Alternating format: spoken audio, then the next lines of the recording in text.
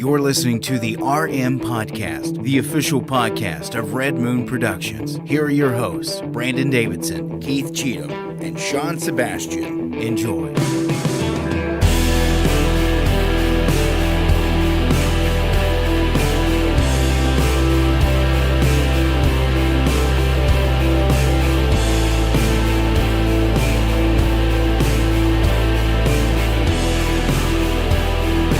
Welcome to another episode of the Red Moon Podcast, live on election night in America. We're your respite from the fray.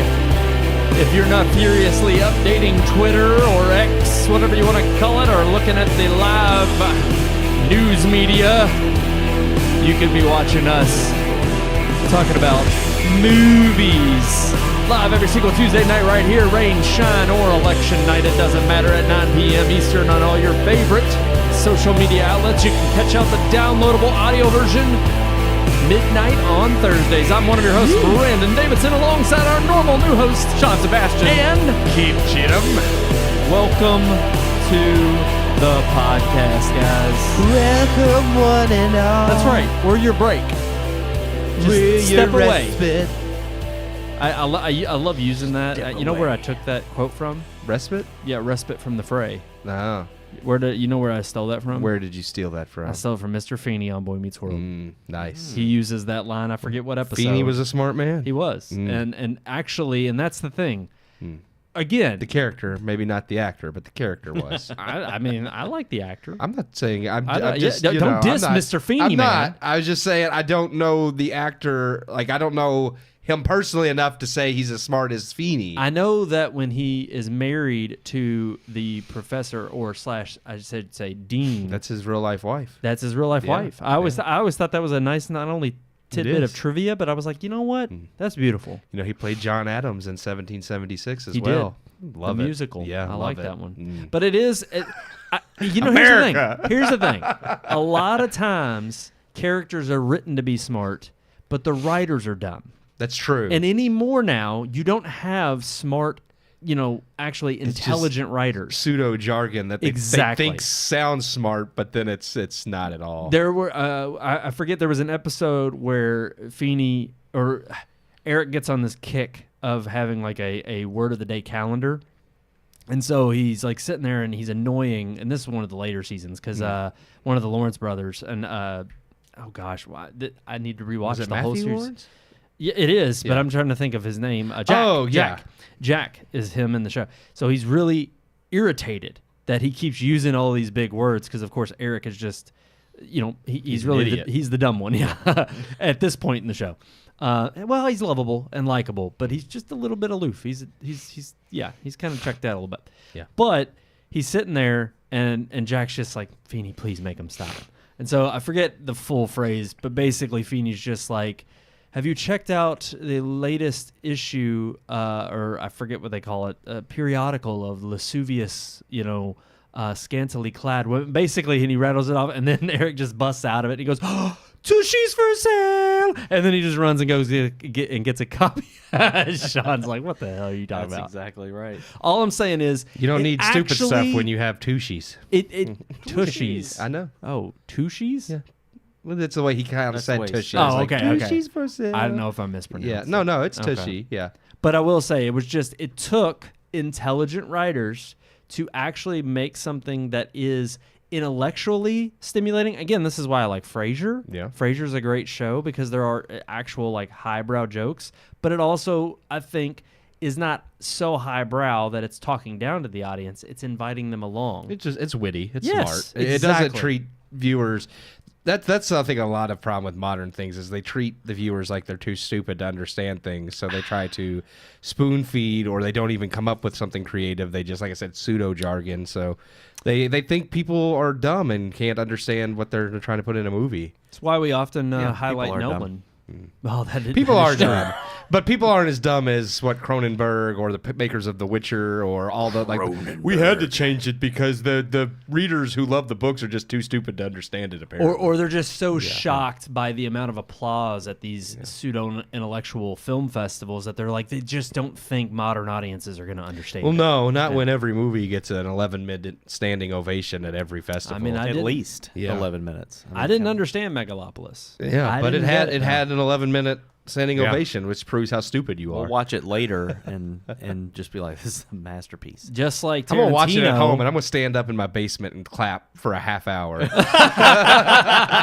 just how brilliant it is. Dude, you should live stream that. Great. Yes. You should sit there straight and up clap for 30 just straight start a minutes. live stream of you clapping in your underwear For by like 30 yourself minutes. in the basement, and the banner of the video just finished Megalopolis, Yes. and that's it. Yes. And it's literally a 30-minute It just video it of you deserves clapping. it. It deserves it. It'd be great.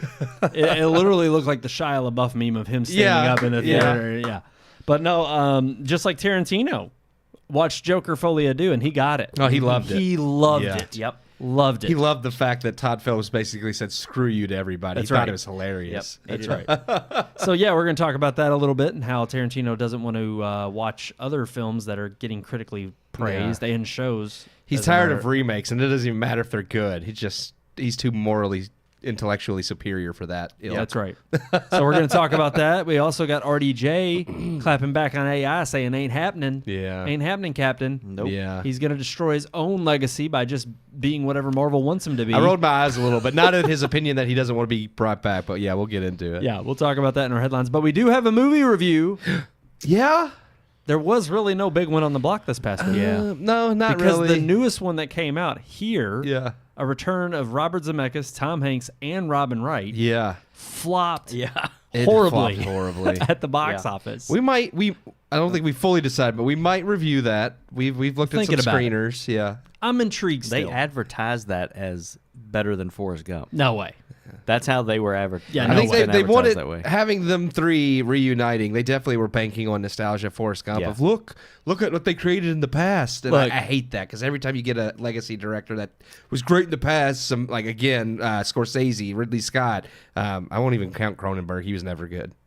Maybe the Fly. He was good in the Fly. Fly, That was yeah. it. That was it. Possibly, I'll say, look, maybe since Elvis, which really wasn't that long ago, but Tom Hanks is phoning it in now. Oh yeah. And granted, look, the guy's got a legacy and a hell of a catalog, but somewhere, probably post Charlie Wilson's War, you could just you could say I forgot about that movie. Tom Hanks has hung it Yeah. up. It's done. Yeah. Yeah. He's done. I mean, really, it's like he's not a Bridge of Spies. No, definitely not who he was. I forget. What was his name in Elvis? Who did he play? He was his manager, but I don't forget remember the it. name. forgot He the had guy's some name, though. He had a terrible accent. It was awful. His last good role was Toy Story 3. Yeah. Which is sad because that's and you're talking about Toy Story 4. But Post that. off the top of my head, that's the last like solid role I could think of Tom Hanks doing. Yeah. Fair enough. Yeah. So we didn't review here. We didn't. We're thinking about it. The movie we ended up going with, I don't know if we made a better choice. I don't think so. I think we're all on the same page for this one. Then It's like literally, if this was all there was, then Oh. that's just. It was a this dead week week. sucked And I for may- movies. and honestly, I think I was a little kinder on it than I should have been. But I mean, it was just we'll get into it for sure. We'll definitely talk about it. Of course, I don't even know if this was a huge release. It actually came it out was a on Prime original. It was just Prime. Yeah, it was. Prime. Okay. Yeah, they released straight on Amazon but Prime. it came out like last month, like October 10th. Yeah, it's It's been newer. on for They a while. they dropped it like it's been about a month, but yeah, it Yeah. went straight to Prime, made for Prime. You would think with the heavy hitters like Peter Dinklage, Josh Brolin, Marissa Tomei, Yeah. Brendan Fraser, Glenn Close. Glenn Close. Yes. I love Brendan Fraser in this movie. I will. It was funny. It's so funny to see a weird like return to form for him, Yeah. especially after like post The Whale and Whale, his yeah, Academy yeah. Award. But Right, I'm yeah. just like, I think he was the only one that like understood to be comedic, but at the same time, the material he had was just but like he's also the same person. I mean, Yeah. he's the same comedic person in this role that he's been in other stuff that he yeah, was in sure. The Mummy. Yeah, But look, the movie we're talking about is Brothers. yeah. On Amazon Prime. Without further ado, let's just roll the review. Here's our review of Brothers. The following is a review by Keith Cheatham. All Hallows Eve has passed and the spooky season is over. The golden glow of fall is upon us with Thanksgiving around the corner. Now is the time to spend with friends and family and thankfulness and fellowship. This week's review is a perfect Thanksgiving kickoff that encompasses family, reflection, and forgiveness. Brothers, an Amazon original starring such heavy hitters as Josh Brolin, Peter Dinklage, Brendan Fraser, Marissa Tomei, and Glenn Close. The unrivaled, carrot-munching, brilliant Glenn Close. No film in which Close graciously deigns her presence to the masses could possibly be bad, could it? On top of a cast of award-winning actors, the plot is a brilliant twist of twins meets heist film. It will surely be the only film anyone would ever want to watch for Thanksgiving. Directed by Max Barbaco, Brothers is a movie about brothers. Twin brothers, to be exact. Moki and J.D. Munger, played by Josh Brolin and Peter Dinklage, respectively. Much like Arnold Schwarzenegger and Danny DeVito before them, part of the comedy is in Dinklage and Brolin as twin brothers, only there's a twist. They are also thieves, from a long line of redneck thieves and criminals. At the age of 12, Moki and J.D.'s mother, Kath, and her boyfriend disappear, attempting to evade police with valuable emeralds. Neither they or the emeralds are seen or heard from in 30 years. In the meantime, Moki and J.D. grow up to continue a life of crime until caught during a robbery. Moki escapes and J.D. spends 5 years behind bars, and Moki spends 5 years turning his life around and starting a family. When J.D. is released from prison after cutting a dubious deal, he enlists Moki on one final job to ensure his freedom. But his true intentions will become a point of contention as Moki desires nothing more than to turn a new leaf. Brothers is an interesting concept if nothing else, and with a talented cast it could have been a quirky sentimental dramedy. Despite that, Brothers is a meandering mess that relies solely on star power, with Barbaco hoping that putting the actors who tend to be more high profile in a hangover-style comedy will be enough to be hilarious in and of itself. Sadly, the plot is rather dumb, and the jokes often are too. I'm not saying I never laughed, but the moments are few and far between the longer the film went on. Brolin and Dinklage do have good chemistry together, and both have proven themselves actors capable of eliciting emotion and drama, while in turn both having also proven themselves adept at comedic timing in past roles. Together in Brothers, these talents squeak out here and there despite the terrible material they are given, and sometimes the jokes are just accidentally clever and dumb enough to be funny. Brolin and Dinklage's charm and chemistry can only take the film so far. Devoid of any real depth, Barbaco attempts some sentimentality between the Munger family as they learn to forgive, give second chances, and attempt to live happily ever after on the straight and narrow, except the characters don't earn their second chances or happily ever after. There is some hollow talk about second chances and characters go through the motion of reflection in their actions, but at the end of the day, none of them truly change, nor pay for their crimes. Brothers wants the Mungers to be likable, and for the audience to root for them, even making the main antagonist a corrupt cop, so as to somehow justify the leads breaking the law as well. But ultimately the film ends with terrible people only learning to be less terrible to each other. Somewhere within Brothers was a funny idea, based on familial sentiment, but by the time the film gets to Brolin having a sexual mishap with an orangutan, I had checked out, and the movie never recovers. It could have chosen to focus on the actual humanity of the characters. Two brothers reconnecting, abandoned by their mother, one starting a family, the other learning what it means to earn grace and be part of a family, all through the mishaps of a misguided con job. Instead, the characters learn little, the acting talent is wasted, the jokes become tedious the longer the movie goes on, and the story just never delivers. I give Brothers 2 out of 4 stars. Well, there you have it. 2 out of 4 stars. It's not good. It's not a good 2. No, it's a low 2. Well, like I said, I might have been a little bit nicer because I did understand some of the familial sentiment they were going for, especially at the beginning. Like, honestly, from the start, I was okay with it. I was like, it's not the best, but it's funny, and it's trying to have some heart. And then it just kept going, and that's where it went wrong. Is it kept going? Which no. Actually, that's kind of the weird thing. What I'm going to say is probably the best part about it.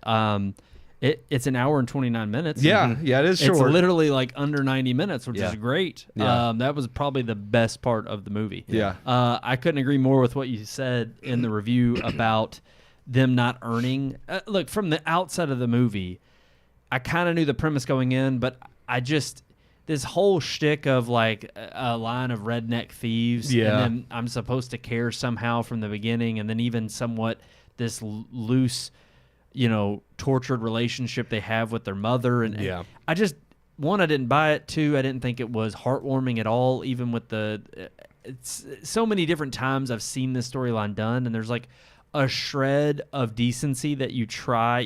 They try to get you to fall in line with the character, to be like, okay, there's a glimpse here. Yeah, they're not all of bad. of some redemption arc, and there just isn't any of that. I mean, they're not only crap people, and I get they're just trying to make you kind of go along for the ride and enjoy it as it is. But then that's the other problem, is there's really nothing funny in the movie either. Yeah. There's not. I told you all, the orangutan scene. Mm-hmm.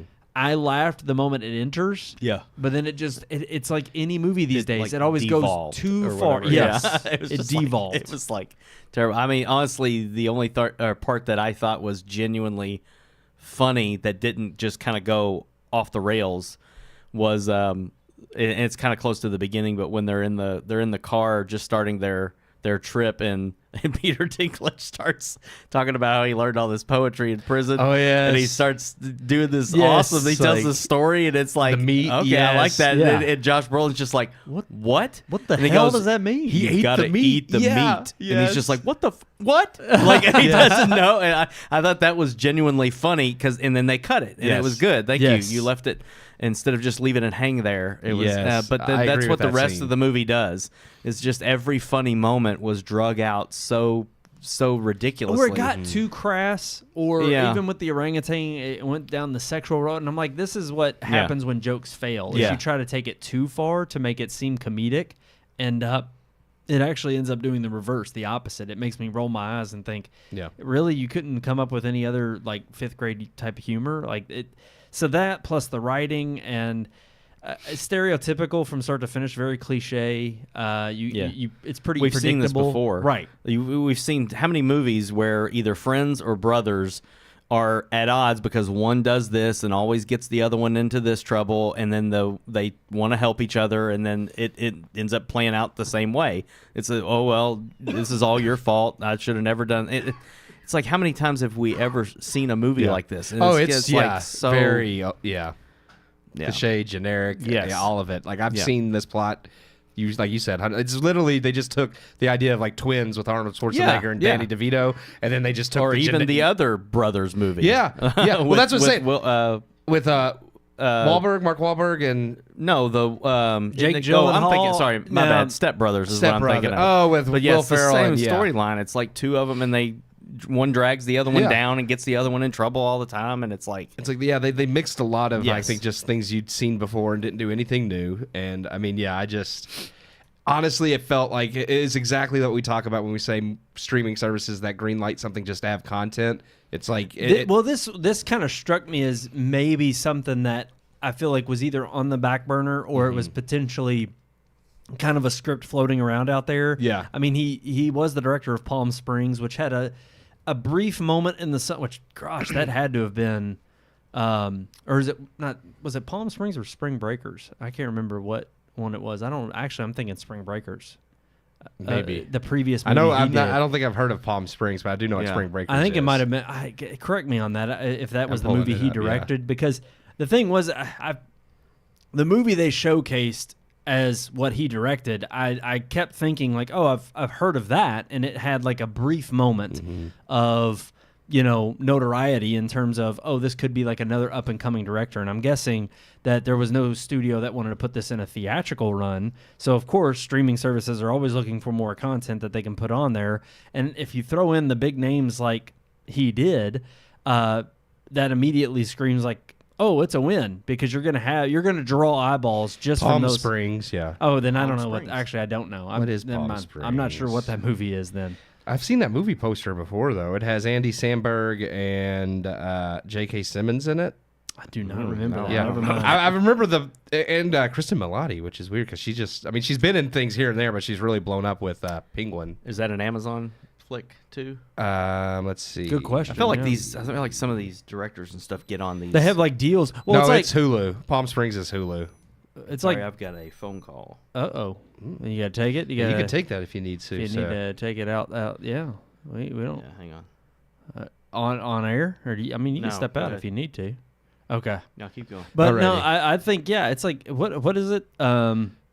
The Palm Springs or no, the what's her name doing the penguin? Kristen Milotti. yeah, I was gonna say she has was blown also up. she was also in the last season of How I Met Your Mother. Yeah, she's the yellow jacket and umbrella. Spoiler alert, but yeah, she's the mom. Oops. but Sorry. she's actually blown up lately, so that's weird. But I was just thinking, I don't know that, but I did recognize the writer Ethan Coen, not to be confused with the Coen brothers, but Which is funny because I'm actually glad you brought that up because I thought it was. No. He's been in gotten quite a bit of work lately too, but for comedies like he's very 50-50. He helped write. How old is that guy? Ethan Coen? Yeah, I'm I curious think just he's because. fairly older because he worked with the guy that made King of the Hill. That was like the first movie he wrote on in 2006 was Idiocracy. But still, Ethan Coen and Joel Coen were known at the time that he was probably born. He is 50 years old. Never mind. No. Oh, okay. yeah. He was I was 50 just years thinking old. that would be cruel if your parents named you Eaton. Yeah. Eaton Coen. I don't know, Eaton like Eaton or You're gonna Eaton. be Eaton or Eaton. But he did. Eaton. He helped write Idiocracy and Tropic Thunder, which are both funny. Yeah. But he also did Men in Black 3, which was okay, which Josh Brolin was in that too. Get Hard, which wasn't great. Yeah. No, that was terrible awful. movie. We reviewed that. Yeah. Actually. So, but he also worked on Puss in Boots, which those are supposed to be the best like Shrek movies made, according to critics. So, I mean, he has a very like hit and miss writing. My guess is like he's trying to break out with this movie.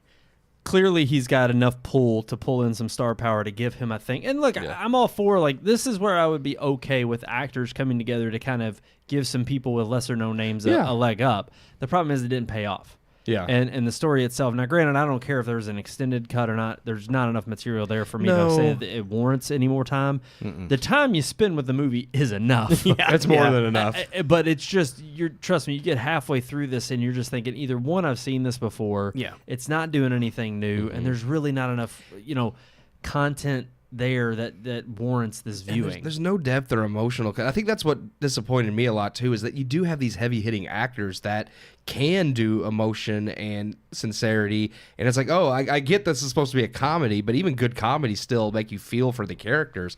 And I really thought with like Josh Brolin and Peter Dinklage, you'd have this really emotional brother moment, like where they finally unite as brothers. Yeah. And it never really. I mean, they try it, like they act like, whatever, like I'm going to give my money up for you, but it was not. None of it was. Well, I even thought to Never some felt any degree connection. there was going to be, and this is what I'm missing again.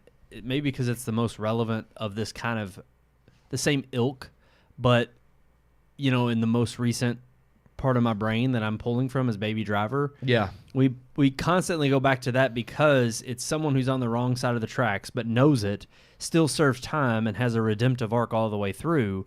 And I feel like there's that element that's missing. It's like again, there's a layer of, yes, you can have slapstick comedy, but it's either got to go so far outside the realm of normality, kind of like what you were talking about with Step Brothers, where you're like, okay, this is just a stupid, goofy movie. But it had more heart. It did. Still. And I would still say, as dumb as they were, like some of the way people react to them was still more believable than like instances in this movie where things would just happen and I'm like, that would never happen. Like, Right. Yeah. Well, again, I have to leave it up to the director and the filmmaker to set that line of believability. Yeah. And once you cross that line in your own movie, you've broken it. And now all of a sudden I just can't fall in line and just go along to get along. I'm going to be looking for every single instance that is going to, give me something to, pick at. Yeah. And that's the problem is there were plenty of those instances in this movie, and ultimately it wasn't entertaining. Yeah.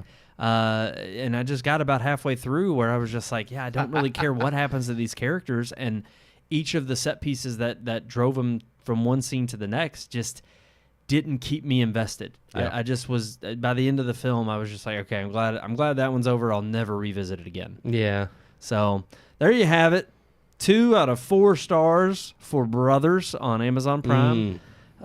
We pass. Yeah. Don't worry about it. No reason to check it out. There's plenty of other flicks on there to give it another try. Actually, Patriot was on there, and I was like, you know what? I don't know why. I haven't seen that in a while. I kind of feel like we should have did the one on Netflix that we talked about, the Oh, the one where she gets paralyzed. Don't move. Don't move. Yeah. Yeah. Because it was decent. It was probably way better than Brothers. Oh yeah. Oh, Yeah, okay. All right. Yeah, we probably should have. Oh, But- well. Live and learn. We're actually, I know we've already teased it a little bit, but we're debating between two. Maybe, I don't know, if we get some viewers out there who aren't, watching election they results can throw roll in. some suggestions Yeah. in there. That's what my father-in-law was calling me about. Oh, he's watching? Yeah, he's big, watching big news or something to break? Well, I don't. We don't have to talk about it. don't have to talk about it on the show. Yeah, we don't have to talk Yeah, about it on the show. yeah. We're here to be a Yeah. relief. yeah. But Yeah. no, we what is it? We're debating on whether or not to do Here or Juror number 2, which is Clint Eastwood's. We brought that up on the show last week. Yeah. It's Clint Eastwood's last film. So if you got an opinion, maybe lay it in the comments and we'll figure out. Or which if one there's is- another suggestion, but I mean, yeah. Oh, do you have one? No, you just Oh, we okay. mentioned whatever. Yeah, if there's Maybe something out else there, that, yeah. you know. Because this is kind of like it is kind of a dead week. Yeah. Because most of November, I mean, there's a few big ones in November, but most of November is our next not big very- one's going to be Gladiator. Yeah, too. yeah, that Oh, one's probably the And biggest that's on the not block. until like the week of Thanksgiving. Yeah. So we got a while before that one. But yeah, we got some other ones to check out. But throw it down in the comments. I think we're ready to move on to our headlines, though. Do it. Let's get into it.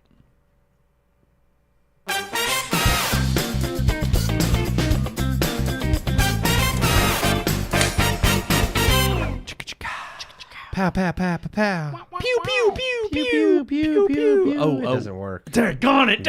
I was hoping I would get it before. All right, hold on. It's just a I'm blank bringing it up. Steam Deck.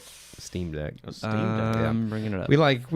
Oh, there it is. There it is. I think I just have to now write a note to You're killing me, Smalls. remind myself to just launch it. Just be launching. The funny thing it. is, every now and then it just works. I know it's so random. Every now and then. But it has, I will say, in the last few weeks, it's consistently needed me to launch the Yeah. program. It used to not matter. It's, at all. it's just like Apple. It just works. Every now and then it just Every works. now and Now then. it never works. No. And Apple is now, it just breaks. Yeah, That's who they are. Well, now. the Stream Deck hasn't gotten that far yet. It's only on the it just doesn't work phase yet. It'll get to it just breaks one day. All right, we already teased it a little bit, but we're talking about Tarantino. Tarantino. He is not interested What is Quentin up to? in watching Dune or Shogun. Shogun. Now, Shogun. He's already seen them. He doesn't want to watch them again. Yeah, these are just remakes. There was a mini series in I think the 80s, and then of course Dune was Also a mini the series 80s, of Shogun. Yeah, Shogun. This isn't the first adaptation of Shogun they've done. Oh, okay. Yeah. And that's why he won't watch them because he said that Been he's there, a- done that. Damn good one. I'll tell you. Yeah, well, that. this version is definitely way better and more accurate. But of course, I'm why pretty watch? sure most people, whether you're a fan of the book or not, would also argue Denis Villeneuve's Dune is way better than David Lynch's. Oh yeah, Yeah. That's the crazy So- thing is like I get hating the fact that Hollywood constantly does these remakes. That I fully understand. But every now, I don't hate every remake. I hate all the remakes of movies that didn't need to be remade, and all the terrible ones like Ben-Hur. It didn't need it, and it was terrible. Yeah. Dune was not I like David Lynch's Dune for what it is, but nostalgia reasons. It was good at the time. Yeah. I feel like that was a sci-fi. yeah. Like Star Wars. Like it's an iconic sci-fi film. And I think it was safe to Villeneuve's is say definitely I think it's a shame to pass that up. oh, his is art. Yeah. Well, Like it's on another level. I think it's safe to say too that the Dune that we got in the 80s was not. It's not even about it being an accurate representation because that's not right. Because a lot of people who are fans of the it's 80s books, sci-fi is what it is. they would also argue too that Denis Villeneuve leaves out a lot of stuff and this is always the problem with book adaptations in Yeah. general. But I would also argue that there are certain things that hold culturally, like you said, even Ben-Hur. Ben-Hur was an epic that won 11 Academy Awards. If you're going to revisit that story, I'd pick a story that literally is not in the cultural zeitgeist. Yeah. And arguably, some people would even be like, what the heck has Ben-Hur? I've never heard of that. Yeah. But if you watch any kind of movie at all or any kind of sort of film buff, you're going to have heard of Ben-Hur. If you haven't, You're just uncultured. that's it. You're an uncultured swine. Yeah, You need to go watch that movie. But no, that's the thing. It's not that I don't think Dune had been heard of, but clearly Denis was trying to create something that was much more longer lasting than just the generation that he brought it out Yeah. in. And I think it's safe to say he did do that. Now, to not completely knock Tarantino, I'll give him some credit here, which is his main argument, and we'll have the article, the Hollywood Reporter article linked in the description below. His main argument really kind of stems from, again, like you said, remakes. And he's like, if you're going to adapt a book series too, he's like, why do you just keep going back to something that's already been made? Why don't you pick something else that is either in the same series that hasn't been told before instead of revisiting the same thing? And granted, I think there are a lot of things you could argue today that are being made. We've brought this up with the whole superhero complexity. And it's like, we don't need another Batman origin story. Yeah. We've seen plenty of adaptations of it. We get it. It's always the same basic premise, no matter how many times you tell it. We're okay with kind of plopping us down in the middle. Same with Peter Parker and his origin story. And we know what happens to Uncle Ben. Yeah. We get it. But regardless of that, it's still a situation of, okay, if you're getting a little bit tired of remakes and rehashes and you're looking for something original, I can't really argue with him there. I kind of see his point. No, that and I do understand agree with. it. And the only problem I have with him is that then he tries to buttress that opinion with saying how brilliant Joker Folie à Deux is. Because it did something no one was expecting. And I hate the whole subvert expectations argument. I get to me, it. that's the opposite of originality. Yeah. Because then it's like, okay, the creative essence is now built into the story of now we're just going to tell you something you really haven't ever heard. Yeah. I'm like, yeah, but if a movie going along down a certain path takes a 90-degree right turn, somewhere I couldn't. That's brilliant. It's brilliant. Not. It's laziness. Brilliant. Especially considering coming from someone who's so meticulous, I feel like, about the details in films, especially someone who's very meticulous about details of certain time periods of filmmaking, like Tarantino is. Styles of filmmaking. Right. Like, yeah. And I feel like if you're making something original and you want to do something unexpected in your original film, that's fine. I do think it's lazy if you're in a franchise film, like you're doing something based on the Joker or like Rian Johnson's Star Wars, and you're so uncreative that you can't think of a good story that fits within the realm of what's already established, that you're just like, well, I'm going to do whatever I want and just tell people I'm subverting expectations. Yeah. That's what I feel like. They're just like, we're just going to make whatever because we're not good enough to do the actual job. And if you don't like it, then that's because you're not cultured and educated. Well, it's what I'm used to with Hollywood. Yeah. I'm used to, there's always this grandstanding of, again, it's like most things. They always go too far. It's like his point inherently of there not being enough originality is a point well taken. But then to go so far as to say, well, now we need it to be almost like Todd Phillips and Joker Folie à Deux, where it completely subverts your expectations, especially if you already had an expectation going in because it's a sequel, and it's also based on a character that most people know. Yeah, well, it's an expectation that Todd Phillips set. Yes. Like, I mean, it's like you just subverted your own expectations. Yeah. It's like just because you wanted to crap all over it doesn't mean I'm supposed to look at the crap you made and say, well, he crapped it out. Yeah. It's beautiful. No, it's still crap.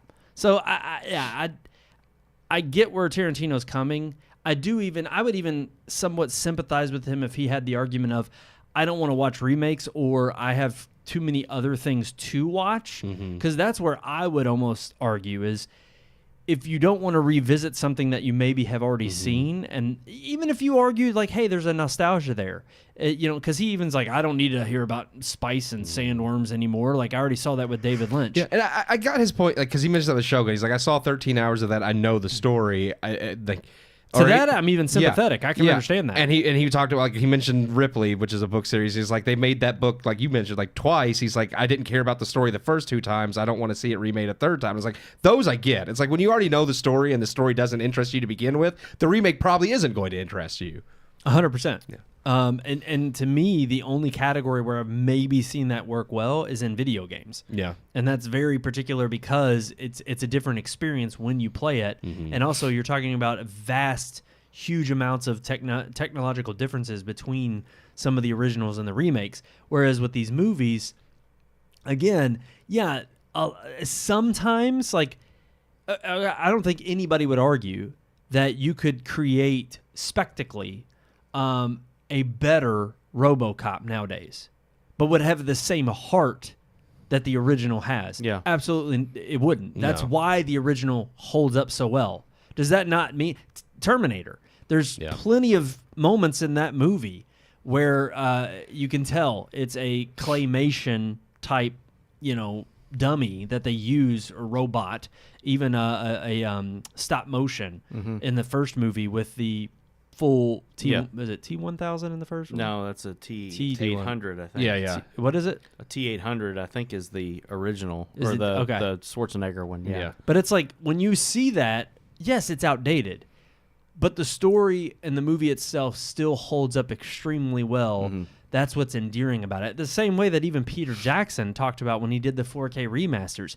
The opposite of what George Lucas did when he tried to bring the original trilogy from VHS into the digital realm. Yeah. And it was just like, you don't go back and recreate part of what the beauty of the original work was and know that it holds up. Like, that to me is something you want to preserve. Yeah.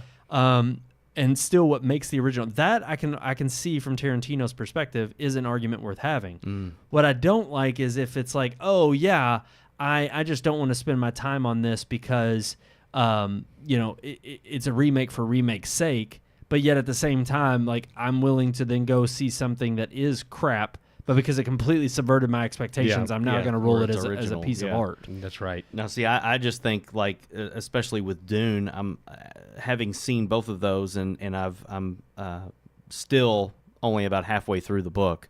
It is it Denis? Denis Villeneuve. His way of telling the story is better than David Lynch. I mean, it is. It's longer. But he took the same story. I don't see it as a remake. It's a better telling of the story than the 80s film. Yeah. And so I don't look at that. The same thing with Shogun. I haven't seen the original series. Yeah, I haven't either. But having seen this show, I'm just, my mind is blown by how accurate it is to feudal Japan. And just I'm looking forward to more of it because I think they are going to carry it on a little bit further. But if it's just a better telling of the story, I'm okay with that because some people tell stories better. Even if it's the same story, you can tell it better than somebody else. True. And so I don't. It may be a remake, but I think it's a retelling. Too, also, the fact that sometimes, like you just said, there are people who don't know the original. Yeah. And I think if you can be. If this is the entrance into that world and that story it that might you've lead never me seen, to go watch the original. True. And there may be times where you can say, okay, but this is also for a new generation. Yeah. And I don't think that's necessarily bad. Now, again, I think there are those that are timeless classics, but to me, those are once in a generation. Yeah, right. That's why Lord of the Rings can't be remade. Yeah. But at the same time, I also think that's why because they're held in such high esteem, that has to be something that's organic. And so I don't blame Tarantino for being like, oh, I've seen the 13 episodes of Shogun. That's what lives in my head. I don't need to re-see it. Yeah. Cool. Fair enough. It's just, if you were to back that up with, but hey, if you want to enjoy it, and I think he would. He wasn't really speaking on this point. I don't think he would belittle people who want to enjoy it. But I do think there is this air of, and this propensity of people in Hollywood to kind of not only sneer at it, but being like, I don't need to waste my time with that because, especially Tarantino, he comes from this perspective and this attitude of, I know film history. Yeah. I know all about filmmaking, and I've studied it, and I put it in my films, and I have all these little nuances because I know that, so much on a deeper level than other people. And so then there's this kind of sneer that he has in the way he talks about it. Like, I don't need to waste my time with that because I already know the real art. This is just an imitation now. Yeah. And I just get tired of that. He acts pretentious about it, but then it's funny because when you look at all his movies and the movies he loves that he pays homage to, like when you hear him talk about those movies, like some of like the old kung fu movies and blaxploitation movies and stuff, he's watched those movies over and over and over and over again. Yeah. So it's funny for him to like, I've seen this movie 100 times, but I won't watch Shogun, the new version, because I've already seen it's like, just say you aren't interested in the original, so you don't want to see the new one. That's the honest point. Yes. Yeah. But you're being pretentious about it rather than just saying, I don't care enough about it to want to see a remake. Yeah, exactly. 100%. Because like I said, we know you've seen other movies over and over and over again, so it's not rewatching the same material because you do that. Like we all revisit things we love. Yeah. And I also do hate that there's this idea, especially with giving props to Joker. Because I mean, look, I'm a huge Hideo Kojima fan, no lie about that. As far as like even just in the video game space, he is technically kind of considered a video game auteur, you know. And granted, we've played his stuff, we like it. I mean, I love the Metal Gear series. I'm a huge fan. It's you know what to me brought cinema into gaming. But it's hilarious because I'm like, he'll do movie review posts on you know his X account, and he'll post them on there, and he had some good things to say about it. And of course, one of the comments was kind of halfway joking and being cheeky, but he was just like, Kojima liked it? Maybe I missed something. You know, and it's like there's this air about these people who are somehow the Praetorian Guard of what I should and shouldn't like. And I'm like, look, at the end of the day, if you didn't like something, the filmmaking or films and movies in general are subjective. Yeah. You don't have to agree with someone's take just because you think somehow either they create something that's far better or they like something that is considered on mass wide appeal, or, oh, they got something, I must have missed it. It's like, no, sometimes, you know, it's just like me joking around about Silver Bullet and how much I like that movie. Yeah. Because, again, there's some nostalgia there, but there also are times where I can defend it in such a way that other movies that are made today are crap and they don't hold up well. And some people could look at that and say, but you're defending that one? Yeah. Again, that's the beauty of this space, is that we don't all have to like the same thing. No, yeah.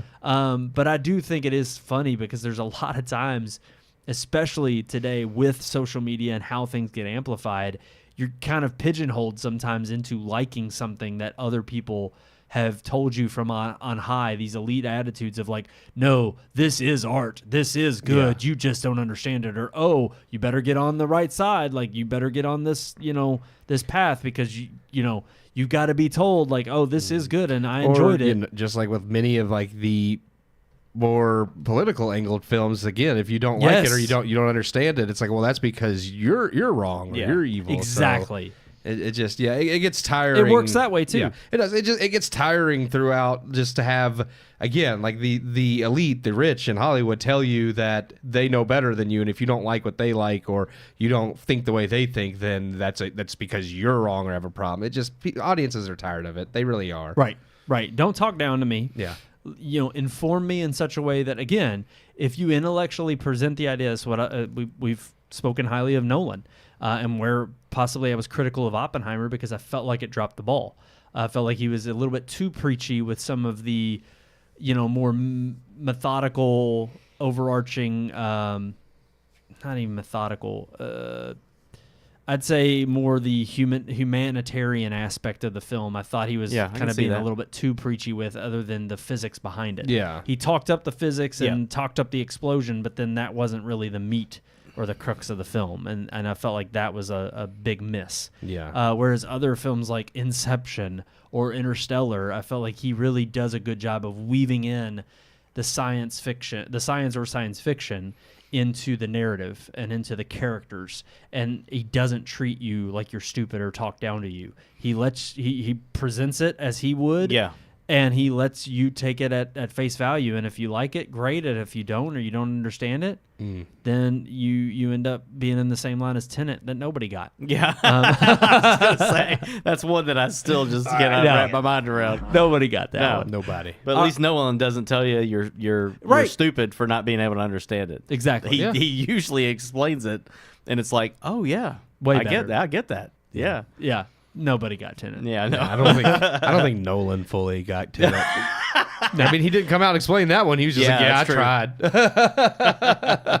All right, guys, moving on to the next headline. RDJ. What? He said, nah. He's going to sue everybody. Nah, bro. Yeah, he's going to sue the pants off of people. Instead of you making my face out of AI-generated computers, I'm just going to be every character in the Marvel Universe. I'm Yeah. gonna be Iron Man and Dr. It's Doom like- and whatever you want me to be. It's like, look, I don't need AI to sell me out. I'll be my own sellout. 100%. I think that's what made me roll my eyes, because when they asked him and they said, "You're not worried about Disney and Marvel wanting to do that?" He's like, "They would like I know like the higher ups there, and we're Yeah. very Oh, yeah, we're- he knows people. He was like, "They would never do that to me," and that made me roll my eyes so hard, because I was like, "I guarantee you, in a minute, if you died and they legally could, they Yeah. would not give a crap. They would. 100%. He is nothing more than a cash cow. He could Absolutely. say all Yeah, he that's wants. all He he is. knows several of the higher ups at Disney and Marvel, and they have a like, good personal wait. relationship, but." we can get RDJ and pay him a fraction, his estate, a fraction of the price. Sold. Yep. That's all it would take. But yeah, he is saying All that it would he take. wants to, like, I think he said even in his will, like, that his estate would sue in Oh, the of course. future. Yeah. So yeah, Yeah, I love how he said Yeah. my lawyers would be present. Yeah. Like, they don't care. Yeah. It's like in 100 years, nobody's going to care who you are. It's like, even if he did, even if he put it in his will, once he's passed and the estate sees that money, they could easily just be like, yeah, we don't care. Go ahead, use his AI. I mean, Look, again, regardless of what legal standing there is, the fact is I think it's hilarious that he has this stake in somehow believing, again, it's this pretentious nature of Hollywood and how big their egos are. And I'm not underestimating the fear throughout the no, industry. I get not want, like, after you die, I get not wanting your face plastered on random things. Well, Yeah. especially things you can't control. Yes. That's the idea, is that you won't be able to control how your likeness is being used. Yes. And I totally understand that, Yep. especially for established, actors. I think the problem is that when you have this type of celebrity out there, yes, you may have that. He may be able to write it in his will, and his will may be some legal binding document that keeps them from doing so. Okay, so be it. Well, they don't need RDJ anymore. Yeah. You're literally you're forcing the hand of Hollywood to turn ever so quickly into creating, literally out of thin air, out of ones and zeros in a computer, the likeness of a celebrity that has never existed, that nobody can tell apart. And there is coming a day when there is going to be something on screen that is 100% made up out of computer imagery, and you can't tell the difference, and you get the next Tom Cruise. Yeah. And guess what? The only estate that owns them is the person or the company that created it. Yeah. That's it.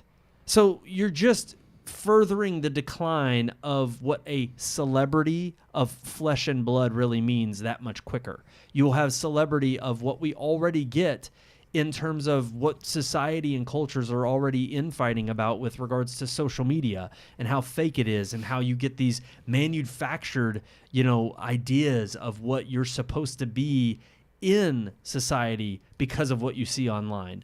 You're just going to get whole cloth made up out of ones and zeros, like I said, digital artifacts that now are going to take that place of flesh and bone. That's what's coming. And he's just ushering that in by speaking so, him and everybody who struck on this matter. Because the podcast he was speaking on specifically brought up the fact that, the voice actors in the games industry right now are on strike because of this. The same things that supposedly were what they struck about last year. And I just think it's absolutely insane to think that you're not going to see ramifications. But this is that also selfish mentality that Hollywood has of not only from the celebrity perspective, but just in general of thinking they're the only gig in town. It's like, sorry guys, you're digging your own grave right now. And I'm not saying you hand over your rights. I'm not saying you give up and just say, well, you could just AI create me in anything. That's not what I'm saying. But you've got to approach it like any kind of new technology of, yes, there is some trepidation, some intrigue here of we don't quite know what this is. But to completely write it off as if I'm not doing it, I'm done. Like, okay, well, your legacy's only going to last as long as you do. And once you're dead and buried, guess what? Your likeness it's not even about your likeness anymore. You're just going to wither away with time. You're not going to be remembered at all. You're not going to have a legacy. Yeah, sorry, I rambled. That's on it. No, that. I'm in agreement, so I don't really have much else to say. I said what I mean, I that's- said. And That that's was all it. that I said. My bad, guys. No, it's I just took that. Yeah, I don't know. I think RDJ's being a little pompous. Oh yeah, no, I agree. Yeah, And it's he's- like, hey, Definitely in the way that he acts like he knows everybody, and it's my law firm will still be Yeah. very active. Yeah, And I I'm love like, that. until your estate fires that law firm and hires another one. Yeah. And then then what? And exactly, again, I get the idea. You don't want your likeness used for things you can't control. With that aspect, I'm with him on. Like, I understand that fear. It's just like you said, the pompous way of he's acting like, oh, I can ensure it'll never happen to me. And it's like, you say that, but what makes it scary is that once you're gone, you really don't have a say anymore. That's right. 100%, exactly. And you're left to the annals of time. The annals of time. The anals. The annals I of mean, time. hopefully his kids don't ever fall on bad times and need money. Yeah. And then Yeah. they'll just sell their dad out. Sell Papa's face to Yeah. Marvel, Yeah. so that they can always have Iron Man. Well, and I think that really is, to me, what took the cake home is the whole time I'm reading this and I'm like, dude, you just signed on to be Dr. Doom. Yeah. Like, you were Iron Man. You Yeah. were the literal pillar of was the which face of Marvel, yeah. was built upon. And yet you came back for a paycheck. Yeah. And you're talking about, the future He came estate's back not going to he whore came back yourself for a out. brilliant Bold. idea in the Right. Russo brothers. Sure, okay.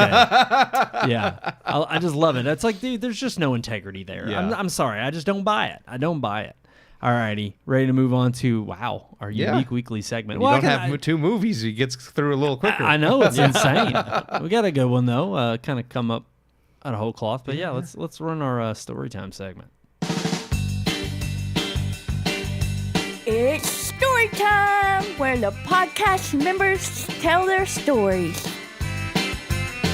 And to be fair, there was not a whole lot of news. This There past wasn't. week. There wasn't. That was actually that was a good one. I thought that. No, I mean, I that and enjoyed the it, yeah. Tarantino Yeah. stuff. I thought were And, pretty I mean, solid. even though we didn't discuss it, I am looking forward to seeing Takazawa's new Godzilla Yeah. film. He got Teased greenlit to do that, so yeah.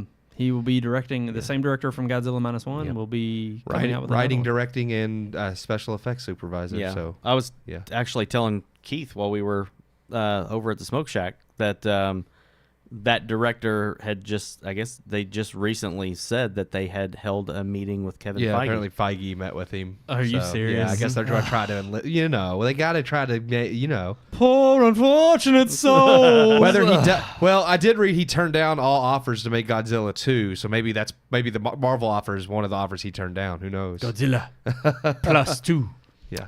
I just look. I'm all for, especially these foreign directors slash. There's it's weird. There's I didn't mean to pull us back into the headlines. No, real quick. This is it. There's a certain charm about feeling the recognition of Hollywood and America when you receive the success of like, hey, you created something that was successful here in the States. It was successful globally. Globally, yeah. And in general, exactly. Yeah. And it's nice to see that recognition of, hey, we want you to come to the biggest stage where we can give you, Well, that's not Marvel anymore. no, but that's what I'm saying. I get your point, yeah. It's the idea behind come here and we'll give you a blank, well, I can't say a blank slate because there's always strings attached. Yeah. But what seems like a creator's dream of receiving this huge budget, this huge production value, create this whatever, I'm sure, again, there's strings attached, but whatever your idea is, because you've already made some success, it's like now it'll be, and I hate it because there's times where there is some payoff, and there's other times where creators, filmmakers will take that to, a ridiculous extent, and then it's like they never really return because they don't know how to manage something on scale. Because I hate to say it, the part of what made Godzilla -1 so great was its attention to detail and it telling a smaller, intimate story with certain appeal of, you could tell there was love behind it. Yep. And it was dealt with passion. And having to manage the tiny budget to make the best film, it's like, I mean, when you can see what they did with the team they had and the special effects they created, it's insane. Yep. It's amazing. So I'm more intrigued by what he's going to do next. just with that run away franchise. from Marvel, run away from Disney. Don't go say near no. Don't take the money, man. Don't take the money. You're selling your soul. Alrighty. Now we're ready to move on to our unique weekly segment. Story time. A time you failed the test. I've actually got a time that I failed a class. Me too. But I'll let you all go first. Oh. I've done that. Is it but just a time we failed in specific general? test is what I'm got. That's what you wrote, so that's what I'm Yeah, going that's for. good. That's fine. I'd rather do, like, I mean, if you're going to talk about a class, I'm just going to go with that because I can't think. Like, I mean, there's plenty of tests I'm sure I failed that I was just like, well, my parents are going to beat me when I get home. Ooh. I mean, you know. Did you ever have to so. get one signed that you failed so miserably and they were like, you got to sign this? I don't and remember your ever parent- needing to have a test signed. Really? No. Yeah, not even at Butler. Did they do that there when we It went? depended on the teacher. Huh. But mine were mostly Just the in middle report school. card. It's like, because I mean, it shows in the report card, but yeah, I don't remember. Yeah. I never, mine I was failed never a Spanish test. freshman year because I just I Oh, didn't really? I didn't have to do like any of the whole I did the projects and stuff. I didn't do half Who'd my you work have there. for Spanish? Was that Mr. Crady? I think so. Freshman Oh, year. I could have, but like, because I ended up doing like summer, like just doing it on the computer. Like it literally took me like 2 weeks, and then I had an A doing Spanish on the computer. That way, my sophomore year, I could still be in Spanish too, and not have to repeat or whatever, like Yeah. Spanish. I just, I didn't. It was just, I just wasn't. I was like, I don't know why I have to learn this, and I just didn't do my Well, work. because in America, Yeah, I you mean, I have to learn understand how to fully speak now Spanish. why I should learn. Yeah, but I that's just, why. I didn't like. Well, you could kind of elect which language, but I'd already taken Spanish in 8th grade, so I didn't see the point in switching to like something Yeah, I else. wanted to do French, but I knew that every Yeah. accent I had ever heard from a foreign language was Spanish, and I Yeah. was like, I can't get my mind. I couldn't break the You were habit. going to speak French, but with a Yes, Spanish accent. yes, exactly. like learn Japanese, but you That'd sound like be great. Spanish. Sean, what Yeah. about you? So I failed a test as an adult when trying to get a job. Oh, And this Well, that's one's a good this one's story, crazy because yeah. I tried for probably 2 years to get on at GE, okay. and even though I failed the test, they still offered me a job, which just shows you don't want to work at GE. I don't know. But, Don't buy GE But anyway, appliances. yeah, right. But they I went for the first interview, went well, had to come back to do a test on the computer, and they put this. The whole thing was to kind of see how much you can pay attention to at one time while all these different things are happening. And so on the computer screen, they literally have about 12 different gauges that all have a blue and a red, and you're supposed to keep the gauges in the middle. Mm-hmm. And each gauge has a different key on the keyboard that you press to make the needle go back and forth. So you've got these 12 gauges, and you're supposed to be looking at all 12 of them and monitoring them and hitting X to make that one go back, and then hitting P to make that one go back. And I just blew the whole plant up.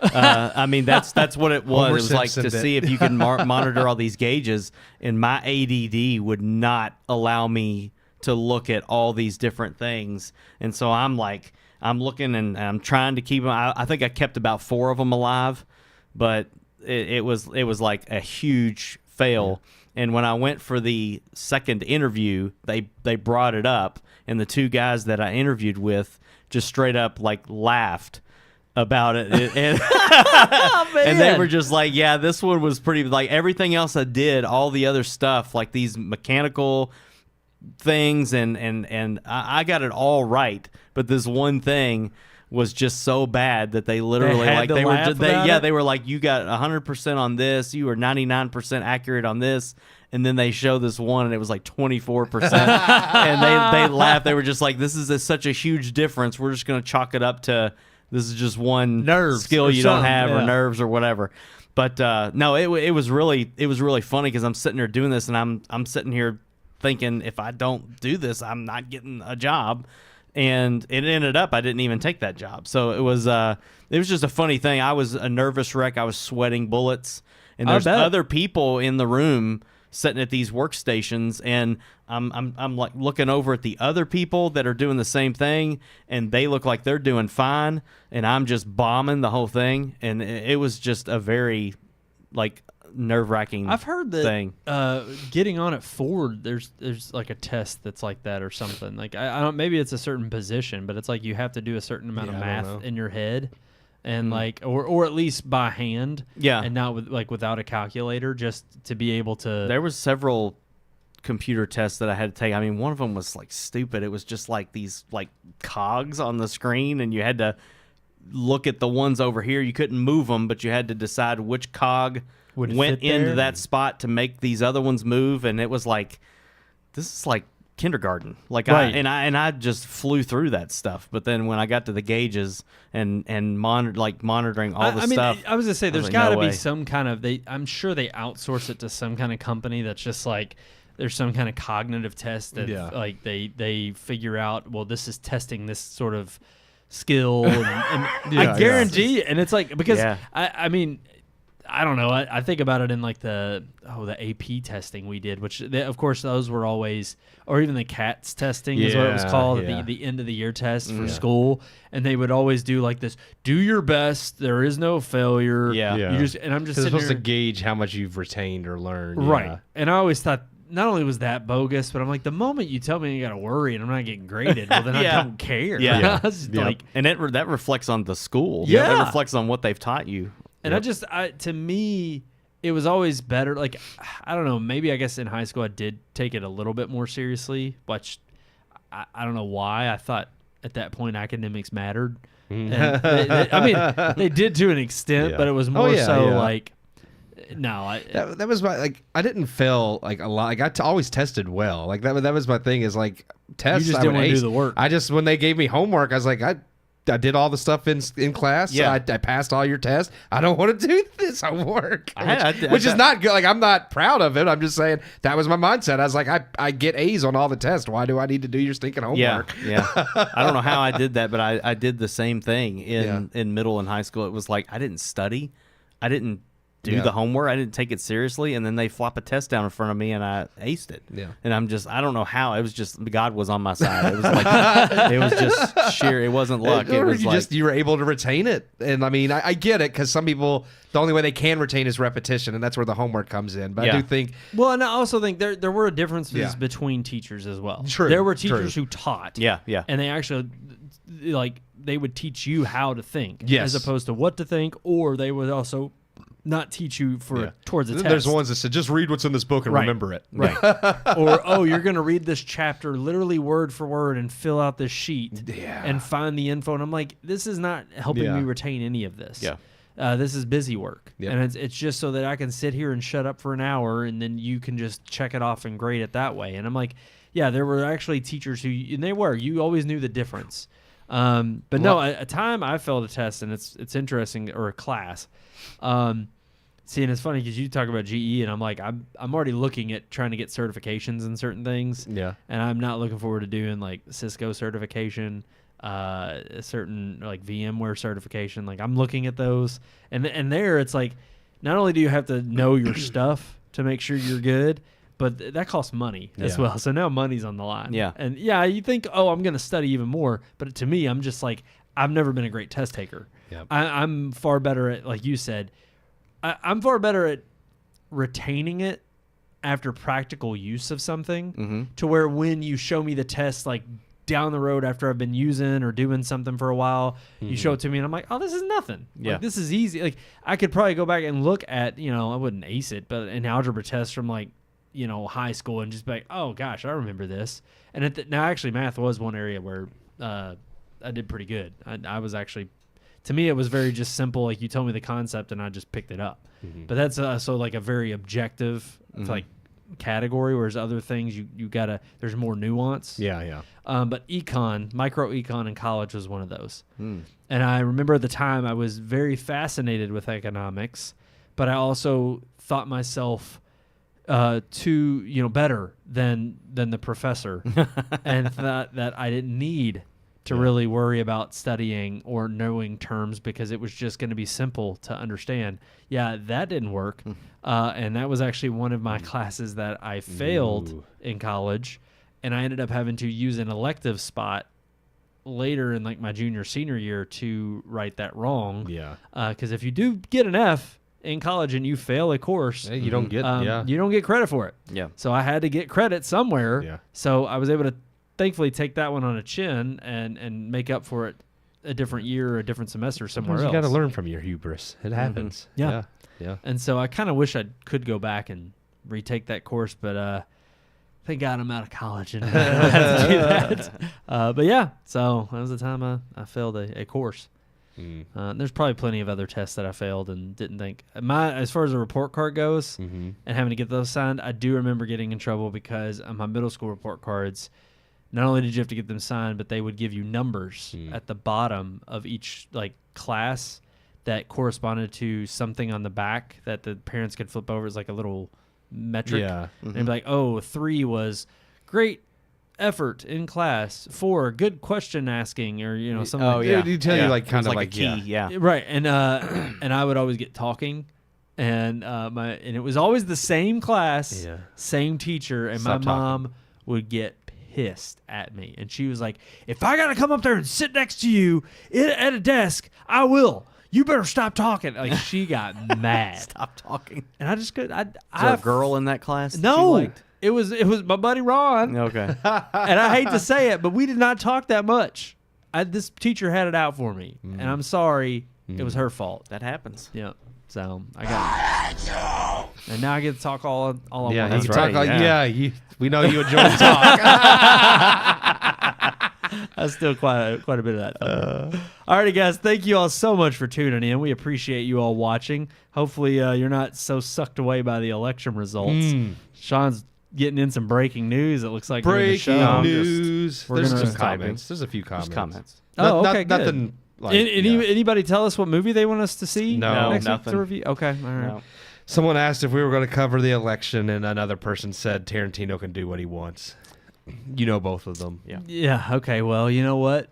We're not covering the election. No matter, you trust me. As soon as we sign off here, I'm going to be looking it up. I've been itching. Alrighty, guys. Thank you all so much for tuning in. Of course, you can always like, share, and subscribe on all of our favorite social media accounts right there at the bottom of your screen. Red Moon Book on Facebook, Red Moon Tweet on X, Red Moon Productions, Red Moon Pics on Instagram, and Red Moon Productions on both YouTube and Rumble.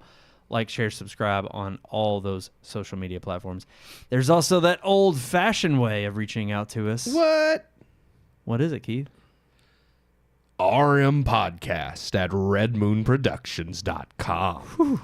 Oh, it got Edie. She immediately jumped up. She knows it's time. She knows. Here she is. She's smart. She hears that voice and she knows. Yeah, she knows. That's our calling card. Is our email, just like it can be for you all. So get out there. Don't vote anymore. It's done. You well, can't now. unless you're on the West Coast, go ahead and stay in line. Stay in line. Yeah. Do your civic duty. They're trying to close the things down. Stay in line. Yeah. Alrighty, guys, that's gonna do it. Next week, juror 2, juror number 2, or here. It's gonna be one of those two. I think we're picking between those. Yeah. I think at this point, yeah. Okay. Yeah. Alrighty, guys. Until then, I'm one of your hosts, Brandon Davidson, alongside our normal new host, Sean Sebastian. and Keith Cheatham. Adios.